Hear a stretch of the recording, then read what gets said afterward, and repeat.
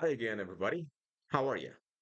My name is Mahdy Fakkary, and my nickname is Matthew. And in these videos, I'm going to help you come up with the best answer possible in order to answer IELTS speaking questions part one. In the first few videos, we talked about how to answer questions regarding your studies and your work, and we also talked about some strategies that could help you come up with the best answer.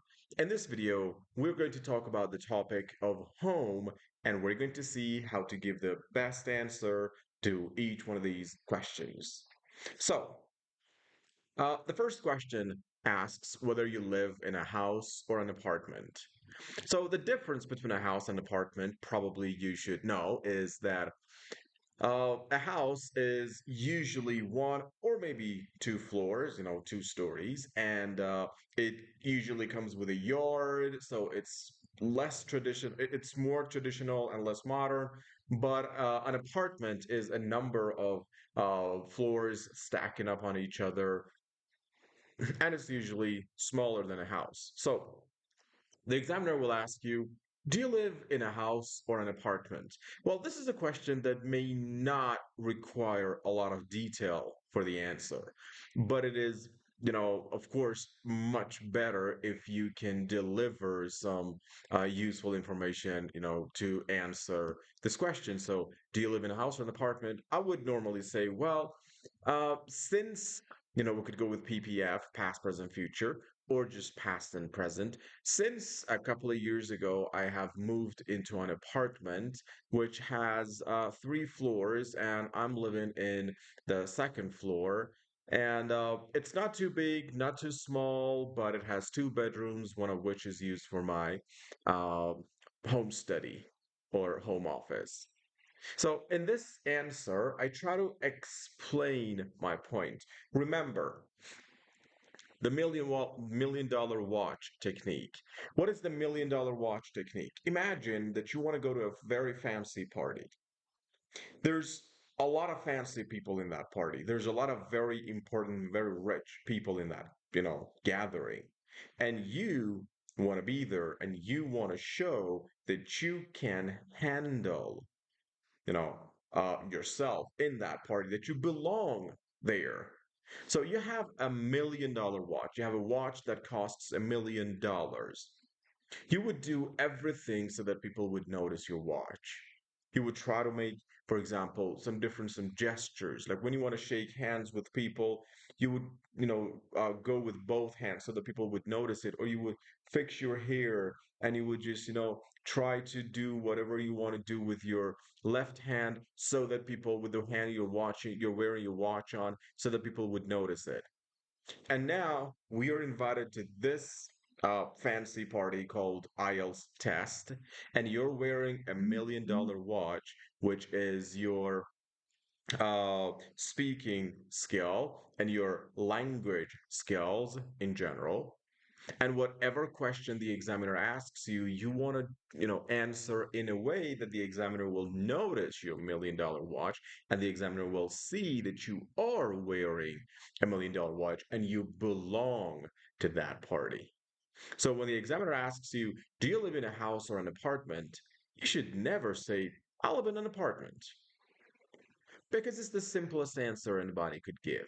And this does not demonstrate how good your language skills are.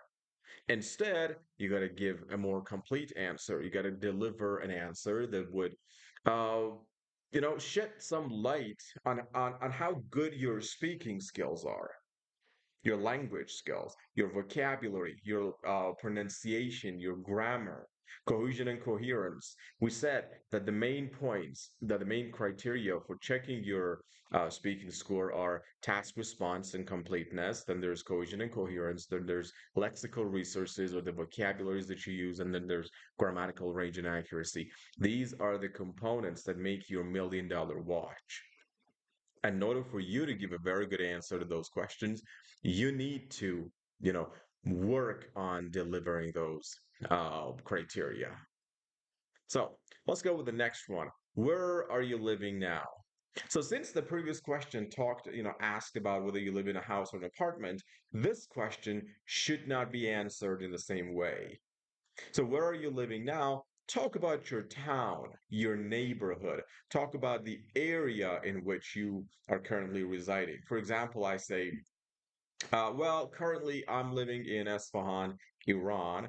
In fact, I'm living in one of the neighborhoods in the central south, which is very close to downtown and the center of the city, and it is very accessible to all landmarks in my town. So in this answer, I am presenting some extra information, just highlighting the $1 million watch. Again, if I just give a short answer, I live in Esfahan, or I'm living in the in the central south of Esfahan.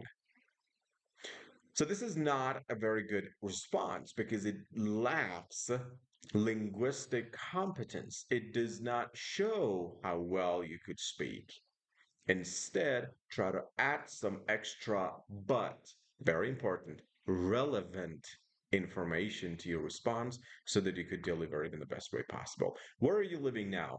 I'm living in one of the southern neighborhoods in Esfahan. It is very close to the downtown. It's about 15 minutes from the center of the city, which is one of the most famous streets in Esfahan and in Iran, Charbagh Street. And it's just a 15-minute drive, something like that. Then it goes with how is the area surrounding your home like, or what is the area surrounding your home like? Now, this one is talking about specifically about your neighborhood. And as you could see, the next question mentions the word neighborhood. So, what is the area surrounding your home like? You would say, well, it is like any other residential area, uh, consistent of some blocks and some alleys, and there are a few parks. There are three parks adjacent to our alley. One of them is, in fact, around the corner, and it's a very nice place to spend some afternoons and have a tea or coffee. And it's also very close to the most important and the highest mountain in Esfahan, Mount Sofe. So this would be, another good answer. Because for these questions, we cannot provide a reason, it's not a very good strategy to use, ARE, because ARE would require that you provide a reason for your answer. Like, all right, there's a park in my neighborhood. Why? Well, because there is a park in my neighborhood. What do you mean, why? Instead, here we go with enlisting some reasons, some items or some points. We mention a list of the things that are in that place. For instance, there's a park in the corner of around the corner from my home. There's a mountain view from my living room window, and there's also a highway passing across the street. So these are some points that I could mention in order to improve my answer, in order to expand my answer. Then the next one goes with what changes do you think your neighborhood needs? So this is something that I could go with ARE or PPF, both. So I go with ARE first. I say, well, I do believe that this neighborhood requires some reconstruction, especially in the roads and pathways for cars. Because it is a rather old neighborhood, there's a lot of bumps and puddles in the corner of every street, and I think that it is something that requires some changing. So in this answer, I am providing some information, and then I'm giving the answer, and then I explain why, and then I elaborate a little further on it. Or I could go with PPF. I could say, well, although this neighborhood was very simple in the past, and recently there's been a lot of addition like parks and supermarkets and shopping centers. But I still think so. I said something about the past, something about the present, that in the past it was simple. Now there are these stores. but I still think I go with future references. But I still think it is necessary that some more, let's say, facilities, stores, and shopping centers be added in addition to a number of restaurants. Because most of the times when people want to go to a restaurant, they go to other parts of the town, and there's not a lot of restaurants in this neighborhood. So we could go with something like this. We could go with PPF, past, present, future, or we could go with ARE, answer, reason, elaboration. Remember, in my IELTS speaking course, I have explained all of these strategies, both ARE, PPF, and a number of other strategies that can help us give the best answer to each one of these questions. So that when we know a number of different strategies, it is a lot easier to choose which strategy is better for each question. And then we go with the next one. Do you have friends living nearby?